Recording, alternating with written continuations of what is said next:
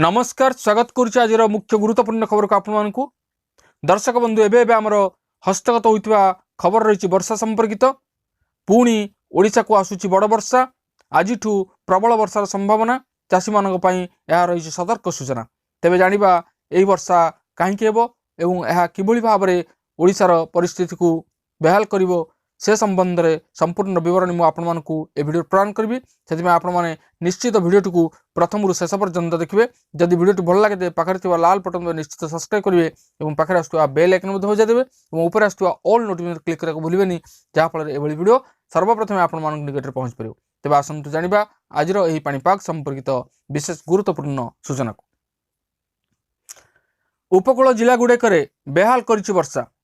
अनेक जिले में पाचिला धान बिल वर्षा पानी जमीबारू सब गजा हो फल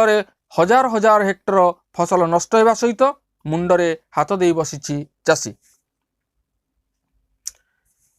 एबे पुणी वर्षा हेबा नहीं पूर्वानुमान कर आंचलिक पाणीपाग विज्ञान केन्द्र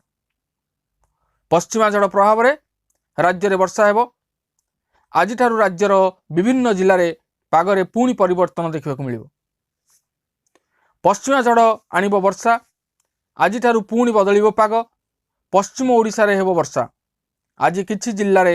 वर्षा हेबा नै पूर्वानुमान करिछि पाणीपाग विभाग आज पश्चिम ओडिशार 7 जिल्ला रे हालुकारु मध्यम धरणर वर्षा होई पारे गोटे दुईटी स्थान रे प्रबल वर्षा हेबा नै पूर्वानुमान मध्य करा जाय अछि एही 7 जिल्ला गुडी कहले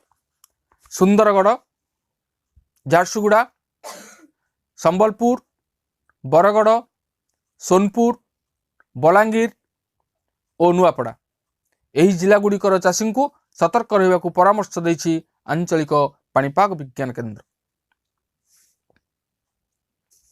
यही 7टी जिले में हालुकारु मध्यम धरणर वर्षा होगा नहीं पूर्वानुमान करिछि पाणीपाग विभाग किछि स्थान में वर्षार परिमाण मध्य बढ़ी पारे से 29 तारीख में भी किछि जिल्ला रे वर्षा नहीं सतर्क सूचना जारी करा जाय अछि 29 तारीख में कलाहांडी कंधमाल सहित झारसुगुड़ा सुंदरगढ़ और केन्दुझर रे हालुका वर्षा हेबो अन्य सब स्थान रे पाग मुख्यतः सुखिला रहिबो तेबे आसंता 3 दिन अर्थात डिसेम्बर 30 तारीख जाए रातिर तापमात्रा रे विशेष परिवर्तन हेब ना यापर तापमात्रा 3 रु 4 डिग्री ह्रास पाइब फल शीत अनुभूत हो तेबे पश्चिमा झड़ प्रभाव में राज्य में